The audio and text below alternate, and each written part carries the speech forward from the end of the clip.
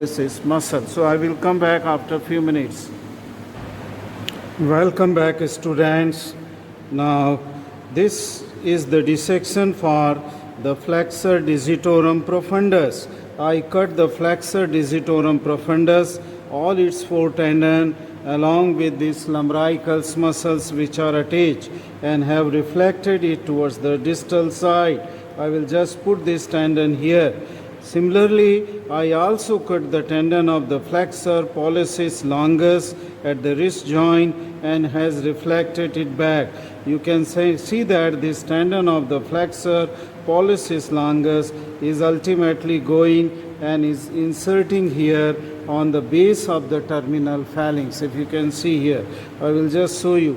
See this tendon, flexor pollicis longus tendon, and it is going here to the base of the proximal phalanx, on distal phalanx, not proximal, to the base of the distal phalanx where it is inserting. I have just also removed this from this carpal tunnel, this now, okay? I have just removed this now, that is the median now also. Now carpal tunnel here, it is empty, okay? So now after removing the fascia from this structure, after removal of the flexor digitorum profundus, lot of fascia was here, and I have removed this fascia just to expose this muscle here, this which lies in front of the palm here, deep to the tendon of the flexor digitorum profundus. This muscle is called as the adductor pollicis, okay, and it has two heads. You can see this head. This is the oblique head which takes origin from the base of the second and third metacarpal, as also from the capitate bone. So it has an origin from capitate and the base of the second and third metacarpal, and then the fibers, they run upwards and laterally, obliquely, okay, and then this will have its common tendon with the transverse head. See here, this head, it is the transverse head of the adductor pollicis, okay. Now this transverse head, see this upper border of the transverse head is here.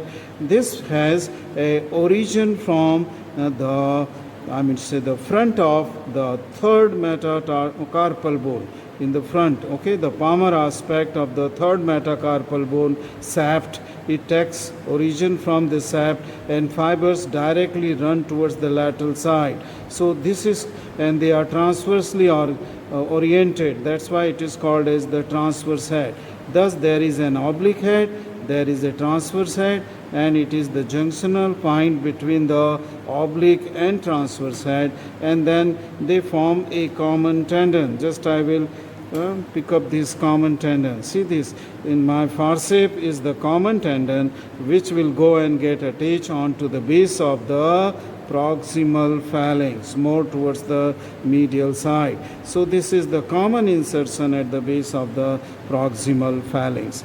Now this is supplied by, the muscle is supplied by the deep branch of the ulnar nerve. Just in my forceps, this is the deep branch of the ulnar nerve which is lying between the transverse and oblique head. The action of this muscle is adduct the thumb, okay, and helps in gripping anything very firmly, okay. So it is a strong adductor of the thumb.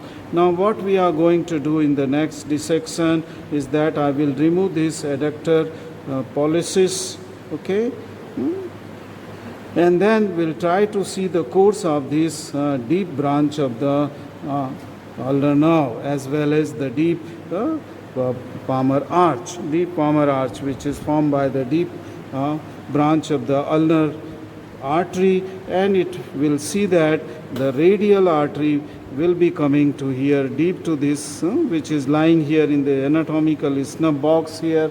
It will pierce the first intercarpal space, intermetatarsal space, and will come here, and will try to see the arch, that is the deep palmar arch. So I will come again after few minutes, okay.